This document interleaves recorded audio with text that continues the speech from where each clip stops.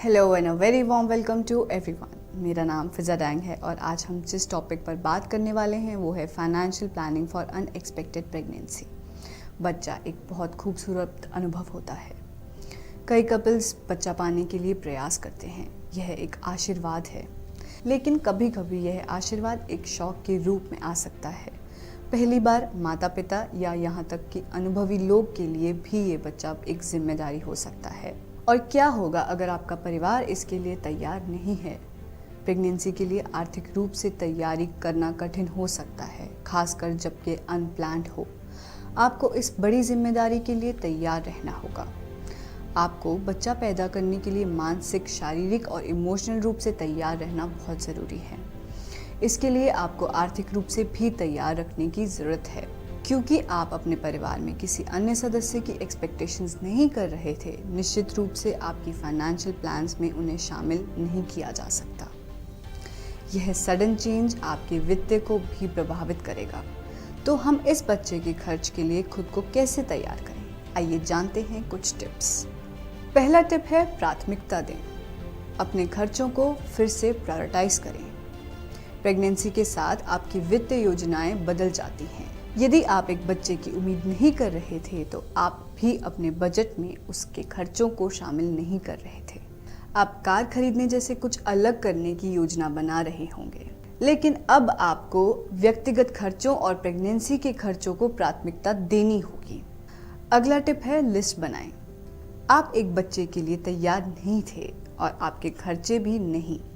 उन सभी खर्चों की एक लिस्ट बनाएं जिनका भुगतान आप गर्भावस्था के दौरान करेंगे, जैसे कि अस्पताल के बिल, दवाइयाँ आदि।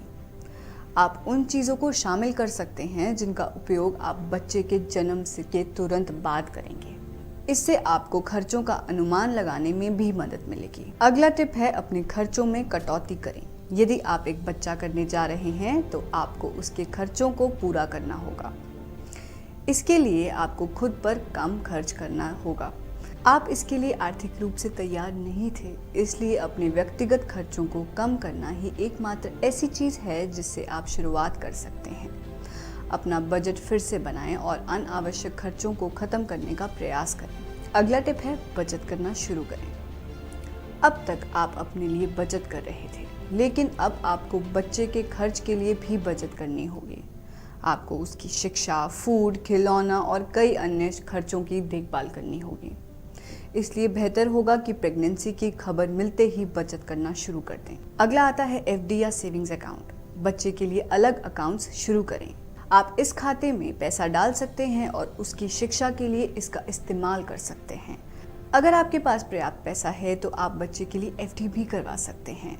आप इस एफडी का इस्तेमाल उसकी कॉलेज फीस जैसे बड़े खर्चों के लिए कर सकते हैं। यह उसके लिए एक उपहार होगा। अगला टिप आता है बीमा लें। बेबी आपकी जिम्मेदारी है और आपको उसकी देखभाल करनी है। यदि आपको कुछ होता है तो बेबी को किसी पर डिपेंडेंट रहने की आवश्यकता होगी। आप बच्चे की देखभाल के लिए किसी की मदद ले सकते हैं, लेकिन आपको उसका पैसों का ख्याल खुद रखना होगा। इसलिए बीमा लेना ज़रूरी है। अगर आपके साथ कुछ बुरा होता है तब भी आपके बच्चे का भविष्य अच्छा होगा। अगला टिप आता है योजनाओं का लाभ उठाएं। प्रेग्नेंट लेडीज को सरकार द्वारा विभिन्न प्रकार के लाभ प्रदान किए जाते हैं। आपको ऐसी योजनाओं का पूरा लाभ उठाना चाहिए। इससे आपको अपने और अपने बच्चे के खर्चों का सामना करने में मदद मिलेगी। उदाहरण के लिए मदर चाइल्ड प्रोटेक्शन कार्ड, प्रधानमंत्री मातृ वंदना योजना आदि। हालांकि प्रेगनेंसी एक सरप्राइज के रूप में आ सकती है, हम बच्चे के लिए तैयार हो सकते हैं।